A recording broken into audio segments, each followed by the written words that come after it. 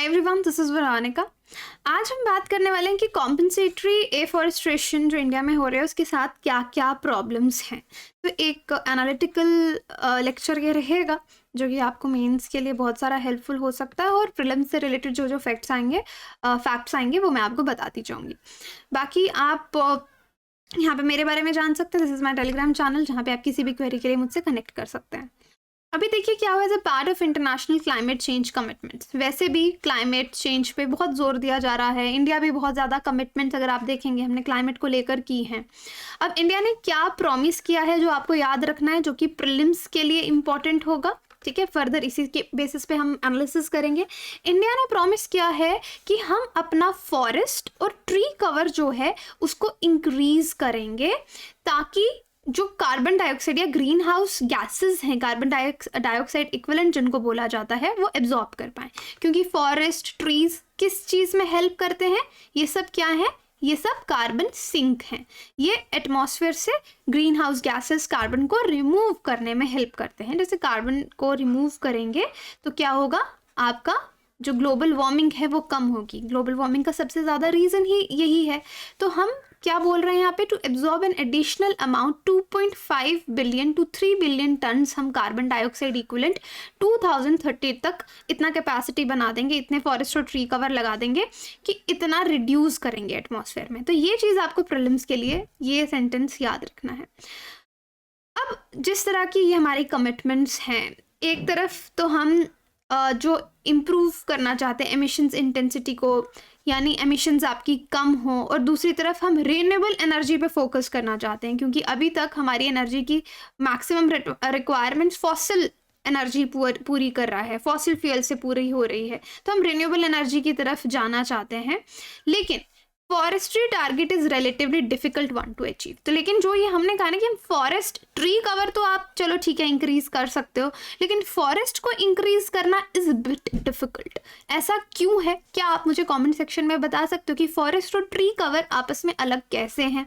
Tree cover तो चलो ठीक है आप शायद कर भी लो, रिन्यूएबल एनर्जी वाला it's a good thing, but forest कैसे। अदरवाइज अब आपको यहाँ पे क्या समझने की जरूरत है कि जितने भी जंगल हैं हमारे देश के वैसे भी स्ट्रेस में हैं। इंडस्ट्रियलाइजेशन, इंफ्रास्ट्रक्चर डेवलपमेंट, इसकी वजह से पेड़ काटे जा रहे हैं, फॉरेस्ट जो है आपके बर्बाद होते जा रहे हैं। लास्ट 10 सालों का डेटा अगर आप देखोगे, 1611 स्क्वायर किलोमीटर फॉरेस्ट लैंड जो है वो क्लियर हुआ है।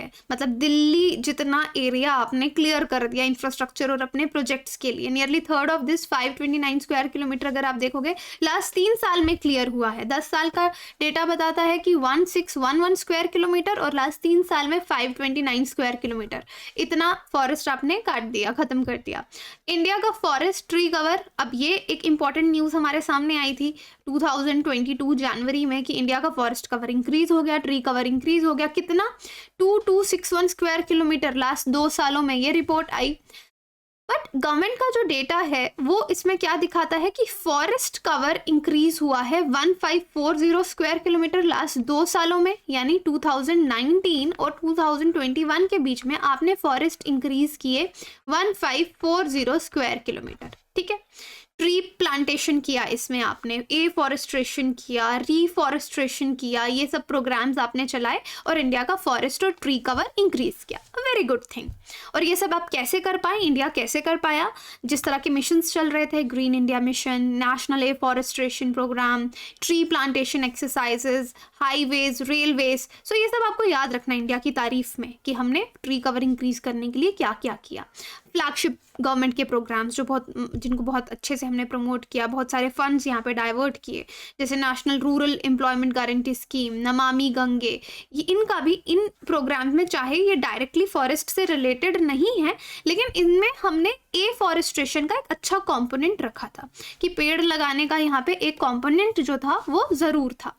सो अब ये फॉरेस्ट कवर जो डेटा है हमारे लिए क्या मैटर करता है, ये वो फॉरेस्ट हैं जो हम खो चुके हैं, ये हमारे गेन्ड फॉरेस्ट हैं, हमारे नए जो भी डेटा है उसके हिसाब से ये हमारे जो हमने गेन किए ये फॉरेस्ट हैं। गुड। तो यहाँ तक आप इंडिया की आज तक की अचीवमेंट समझे कि हमने फॉरेस्ट और ट्री कवर इंक्रीज करने में क्या क्या किया। Now the word is compensatory afforestation. अगर प्रीलिम्स में आ जाता है consider the following statements about compensatory afforestation, तो ये आपको जानना जरूरी है। कॉम्पनसेटरी एफॉरेस्ट्रेशन का क्या मतलब है कि जब भी suppose there is a private company और कोई भी जस्ट एग्जाम्पल देने के लिए बता रही हूँ आपको कि उनको एक लैंड है जहाँ पे फॉरेस्ट है, ये इनको क्लियर करके यहाँ पे एक इंडस्ट्री बिठानी है या कोई भी प्रोजेक्ट शुरू करना है, तो क्या होगा कि जितनी बार कोई भी फॉरेस्ट लैंड को, ये फॉरेस्ट लैंड है, इसको डाइवर्ट करेगा नॉन फॉरेस्ट पर्पस के लिए, ठीक है, चाहे आप माइनिंग कर रहे हैं, चाहे कोई इंडस्ट्री वहां पे बिठा रहे हैं, तो जो भी एजेंसी है, ठीक है, उसको जितना फॉरेस्ट आप क्लियर कर रहे हो, जितना फॉरेस्ट आप बर्बाद कर रहे हो, उसके इक्वल एरिया में आपको एफॉरेस्ट्रेशन करनी है। Equal area of non forest land, जो कि नॉन फॉरेस्ट लैंड है, वहां पे आपको फॉरेस्ट बनाना है, फॉरेस्ट प्लांट करना है। और इन द केस आपको ऐसा लैंड हम नहीं दे पाते, गवर्नमेंट आपको उसके बदले नॉन फॉरेस्ट लैंड अवेलेबल नहीं करवा पाती, तो डिग्रेडेड फॉरेस्ट लैंड जो होगा, बर्बाद हुआ हुआ जो फॉरेस्ट का लैंड होगा कहीं पे, barren land, twice the area of degraded forest land जो है, उसको आपने क्या करना है, रिवाइव करना है, वहां पे प्लांटेशन करवानी है। तो मतलब जितने पेड़ काटोगे, जितना फॉरेस्ट बर्बाद करोगे, उतने पेड़ आपको लगाने हैं। ये हो गया कॉम्पनसेशन वाला काम, कॉम्पनसेटरी एफॉरेस्ट्रेशन। उतना पैसा उनसे लिया जाता है, पे, तो मतलब ऐसा नहीं है कि लगाने, उनको जाके लगाने, उतना पैसा उनको देना है, ठीक है। जब यहाँ पे एजेंसीज बिठाई जाएंगी, जितना फॉरेस्ट आप क्लियर कर रहे हो उसकी वैल्यू लगाई जाएगी, तो उतना पैसा आपको पे करना है। That is compensatory afforestation fund act. इसको पास किया था सेंटर ने 2016 में, और इसके रिलेटेड जो रूल्स थे वो 2018 में नोटिफाई किए गए थे।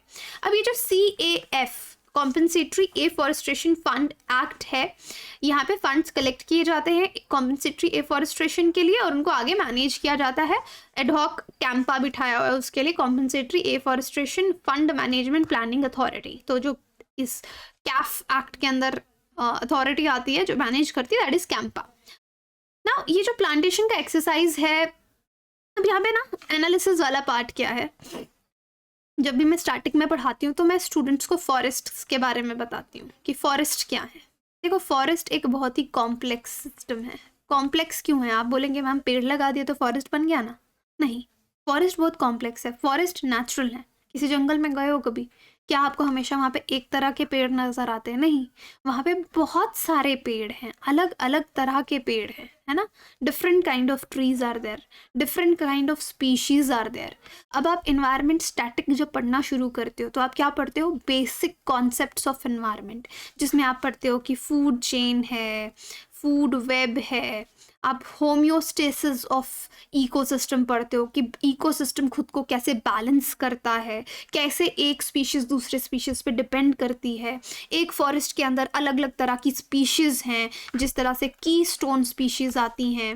Then you have your invasive is not good, let's say flagship species, keystone species, you have indicator species. तो ये सब एक दूसरे पे डिपेंड करते हैं, है ना, एक दूसरे पे नेचुरली डिपेंड करते हैं, मिलजुल कर रह रहे हैं, इंटरैक्शंस हो रही हैं। इंटरैक्शंस किस तरह की होती हैं इकोसिस्टम में? म्यूचुअलिज्म, इमेंसलिज्म, कमेंसलिज्म, जो स्टैटिक में आप पढ़ते हो। तो ये सब कहाँ हो रहा है? एक फॉरेस्ट, एक इकोसिस्टम है, वहाँ पे ये सब नेचुरली हो रहा है। तो भाई जब आप एक फॉरेस्ट को काट दोगे आर्टिफिशियली, क्या आप एक नेचुरल इन्वायरमेंट, एक नेचुरल इकोसिस्टम क्रिएट कर पाओगे? उतनी सारी स्पीशीज ला पाओगे? उतने सारे प्लांट्स आप वहाँ पे लगा पाओगे? So forest is a complex assemblage of different species, ठीक है। तो इसलिए कहा जाता है कि ये जो प्लांटेशन एक्सरसाइज आप करवा रहे हो नए लैंड्स पे, उनको आप फॉरेस्ट से कंपेयर नहीं कर सकते। जिन फॉरेस्ट को आपने काट के वहाँ पे प्रोजेक्ट शुरू किया, उनसे कंपेयर नहीं किया जा सकता। So law also acknowledges the fact that newly afforested land can not be expected to immediately start. तो जो आप नया ट्री कवर लगा रहे हो या नया फॉरेस्ट बनाने की भी कोशिश कर रहे हो, जो फुली ग्रोन फॉरेस्ट आपको सर्विसेज दे पाता, वो ये इतनी जल्दी तो नहीं दे पाएगा। जैसे timber, bamboo, fuel wood, carbon sequestration, carbon को एब्जॉर्ब करना, soil conservation, water recharge, seed dispersal, ये सब सर्विसेज आपको फॉरेस्ट देता है। तो जो नया फॉरेस्ट बिठा रहे हो, इतनी जल्दी तो ये सर्विसेज आपको नहीं देने वाला है। तो ये चीज़ हम समझते हैं। सो एज अ रिजल्ट जो प्रोजेक्ट के डेवलपर्स हैं उनको क्या कहा जाता है, टू पे for net present value, NPV, कि एक फॉरेस्ट का वैल्यू लगाया जाएगा। ठीक है, वैल्यू इस आधार पे कि वो हमको क्या क्या दे सकता था, इस बार हमको इस फॉरेस्ट से कितना बेनिफिट होता है, तो उस वैल्यू का पैसा लिया जाता है। जब फॉरेस्ट को क्लियर किया जाता है उस कैलकुलेशन पे डिसाइड किया जाता है कि कितना अमाउंट आपको देना पड़ेगा। सो रिवाइज की गई है रिसेंटली ये कैलकुलेशंस। कंपनीज जैसे 9.5 to 16 लाख पर हेक्टेयर इतना पैसा उनको देना पड़ता है, डिपेंडिंग अपॉन कि फॉरेस्ट का क्या क्वालिटी है, किस काम के लिए उसको डाइवर्ट किया जाता है। बट फिर भी मैं यहाँ पे एक चीज़ बोलूँगी कि चाहे हम फॉरेस्ट की कितनी भी वैल्यू लगा लें, हम एक जनरेशन के लिए वैल्यू लगा सकते हैं, एक फॉरेस्ट आने वाली कितनी सारी जनरेशन्स को सर्विसेज दे सकता है, क्या हम उसकी हर जनरेशन की वैल्यू लगा पाएंगे? So this is bit debatable, but anyway ये चीज़ यहाँ पे रखी गई है। Some other fee and charges also levied, कुछ और चार्जेस भी लगाए जाते हैं। तो ऑब्जेक्टिव यही रहता है कि जो पैसा यहाँ पे आ रहा है उसको फॉरेस्ट कवर हमारे देश का इंक्रीज करने में यूज़ किया जाए। क्रिटिक्स यही बोलते हैं कि ये जो एफॉरेस्ट्रेशन है एक तरह से आपने लीगल कर दिया है ना, आपने बोला जाओ पेड़ काटो, पैसे ले लो पेड़ काटो, लीगल कर दिया पेड़ काटना, लेजिटिमाइज कर दिया कि भाई हम क्या करेंगे कि कहीं और पेड़ पौधे लगा देंगे, जिसको ग्रीन वॉशिंग कहा गया है। तो क्रिटिक्स ये चीज़ बोलते हैं। लेकिन इसका एक और व्यू भी है जो बोलता है कि clearing of forest for one or the other purpose can not be entirely eliminated. तो ये चीज़ प्रैक्टिकली हमको समझनी पड़ेगी कि डेवलपमेंट के लिए कहीं ना कहीं पेड़ों को काटना थोड़ा नेसेसरी भी है। अगर जब से डेवलपमेंट हो रही है, ये जो रोड्स जहाँ पे आप ट्रैवल कर रहे हैं, ये जो कम्युनिकेशन आज इतना फास्ट है, इंडस्ट्रीज चल रही हैं, सो मैनी थिंग्स, कहीं ना कहीं पेड़ काटे गए हैं। क्या बिना पेड़ काटे ये सब पॉसिबल था? नहीं। तो पेड़ों को काटना एंटायरली हम रोक भी नहीं सकते। तो इसलिए कॉन्ट्रैरी व्यू इज कि कॉम्पनसेटरी एफॉरेस्ट्रेशन जो है at least it is a good mechanism, ताकि जो लॉस हो रहा है हम उसके लिए मेकअप कर सकें, उसके लिए कॉम्पनसेट कर सकें। सो आप इस चीज़ को ये देखो, this is a beautiful thing जो आपको मेंस में आप में होनी चाहिए कि एक तरफ क्रिटिसाइज भी कर दिया, दूसरी तरफ उसको बैलेंस भी कर दिया।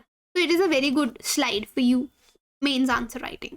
Now huge money for compensatory afforestation, so more than 66,000 crore. अब जब इतना लैंड जा रहा है तो बहुत सारा पैसा भी कलेक्ट किया जा रहा है। 66,000 करोड़ जो है अभी तक आपके सेंट्रल फंड में आ चुका है, अलग अलग जो भी पैसा कलेक्ट किया गया है।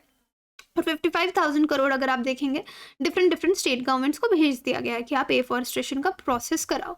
और साथ में एक इन्वेस्टिगेटिव रिपोर्ट ये दिखाती है कि ये जितना भी पैसा स्टेट्स में भेजा गया, इसको ठीक से ये लोग यूज़ नहीं कर पाए। ठीक है, यूज़ नहीं कर पाया तो भाई जो कॉम्पनसेटरी एक्ट, एफॉरेस्ट्रेशन एक्ट हम लेके आए लॉसेस को मेकअप करने के लिए, तो फिर तो हमारा पर्पस ऑब्जेक्टिव भी अचीव नहीं हुआ अगर आपने ये पैसा यूज़ नहीं किया, या फिर कुछ फ्रॉडलेंट जगह में इस पैसे को कहीं और डाइवर्ट कर दिया, करप्ट ऑफिशियल्स के जेब में चला गया, समथिंग लाइक दैट। इन्वेस्टिगेशन में ये पता चला। सो स्टेट गवर्नमेंट्स ने अब एक एनुअल प्लान बनाया है कि किस तरह से एफॉरेस्ट्रेशन वर्क होगा, बट अल्टीमेटली ये बताऊँ कि वर्क इतना हो नहीं पाया। गवर्नमेंट के रिकॉर्ड्स ये शो करते हैं कि स्टेट गवर्नमेंट्स इसको यूज़ नहीं कर पाई, इन फंड्स को अच्छे से, entirely it has not been spent. और ये भी मिस यूटिलाइजेशन के आरोप भी बीच बीच में लग रहे हैं। तो ये प्रॉब्लम, ये कंसर्न, तो हम कंसर्न्स की बात कर रहे थे कैंपा के साथ। So these are the concerns with this particular act. और भी प्रॉब्लम्स हैं इस प्रैक्टिसेस के साथ कि एक तो आप फंड को ठीक से यूज़ नहीं कर पा रहे, और कॉम्पनसेटरी एफॉरेस्ट्रेशन के साथ लैंड का इशू, सूटेबल लैंड का इशू भी हमेशा बना रहता कि एक जगह जब लैंड कट रहा है ना, फॉरेस्ट कट रहा है, सेम एरिया जितने हेक्टेयर्स का है, क्या उतना लैंड कहीं और अवेलेबल है?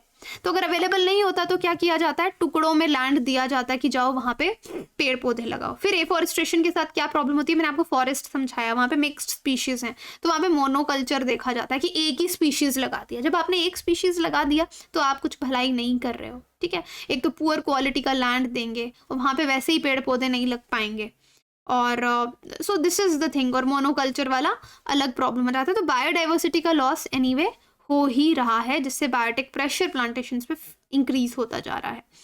So that is it. I hope ये एनालिसिस और प्रीलिम्स के लिए जहाँ जहाँ मैंने आपको बताया ये चीज़ें आपको समझ में आई होंगी। बाकी आप अपनी तैयारी हमारे साथ आसान कर सकते हैं।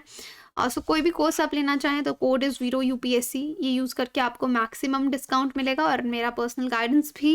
You just need to tell me on my Telegram channel. ये 2 बैचेस भी हमारे शुरू हो रहे हैं, हो चुके हैं इनफैक्ट, आप इनको ज्वाइन कर सकते हैं। पाथफाइंडर का क्रैश कोर्स ज्वाइन कर सकते हैं। अगेन कोड यूज़ करने के बाद आपको और भी कम प्राइस में ये मिलेगा।